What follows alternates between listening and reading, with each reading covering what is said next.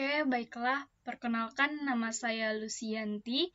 Nah, di sini saya akan menjelaskan materi tentang bencana ultraviolet yang sudah dibahas pada minggu lalu.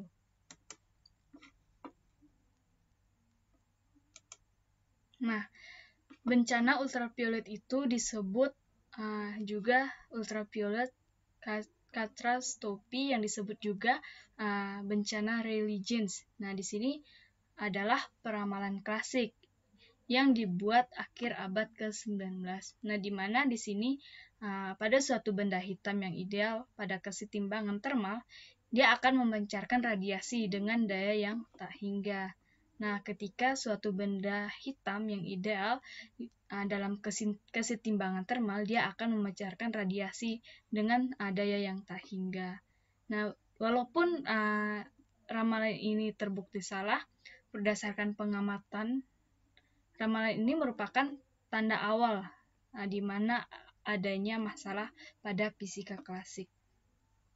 Seperti itu. Selanjutnya,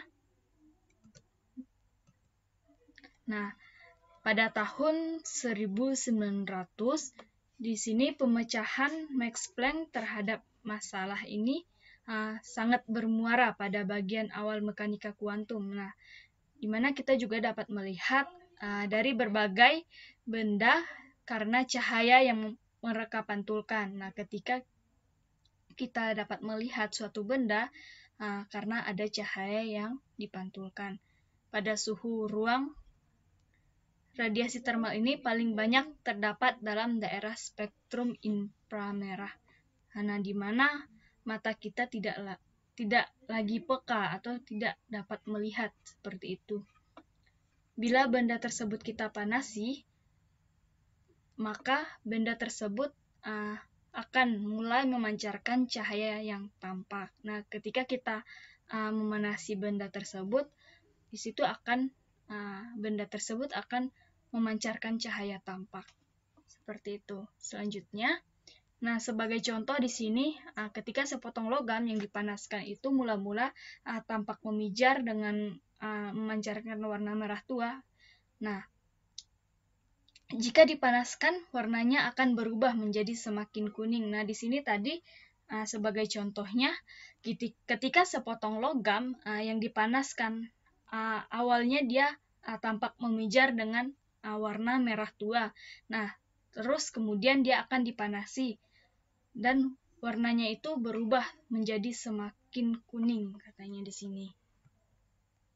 Selanjutnya, nah, di situ radiasi yang dipancarkan benda biasa tidak hanya bergantung pada suhu, nah, tetapi juga pada sifat-sifat lainnya. Jadi, radiasi yang dipancarkan itu tidak hanya bergantung pada suhu, tetapi juga pada sifat lainnya, di mana seperti permukaan dan materi penyusun lainnya.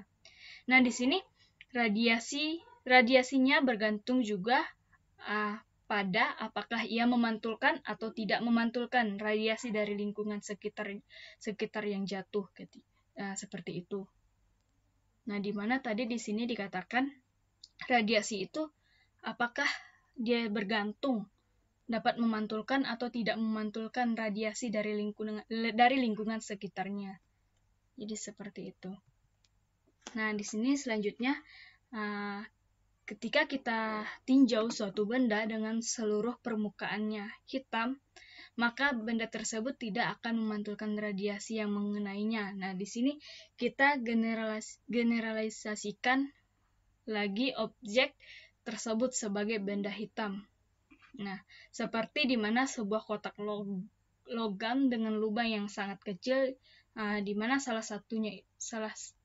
memiliki lubang kecil di salah satu sisinya, seperti itu. Nah, yang selanjutnya itu di sini Rayleigh-Jeans itu membuat sebuah persamaan yang mengenai densitas energi benda hitam dengan persatuan frekuensi, yaitu, nah, ini adalah persamaannya yang dibahas minggu lalu. F sama dengan 8pi F pangkat 2 per C pangkat 3. Nah, ini adalah persamaan Rayleigh-Jeans, di mana dia membuat sebuah persamaan mengenai densitas energi pada benda hitam dengan persatuan frekuensi.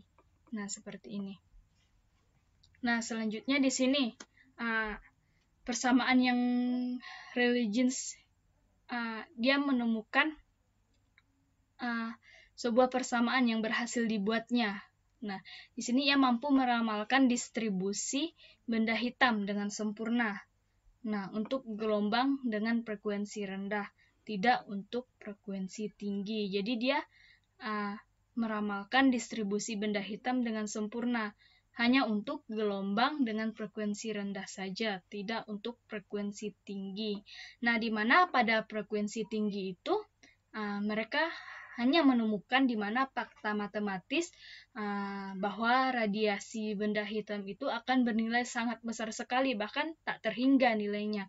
Nah, inilah yang disebut dengan teori bencana ultraviolet.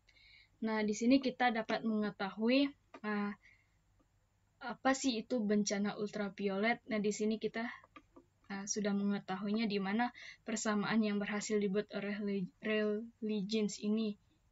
Seperti itu. Nah, baik, sekian penjelasan materi tentang bencana ultraviolet. Saya ucapkan terima kasih.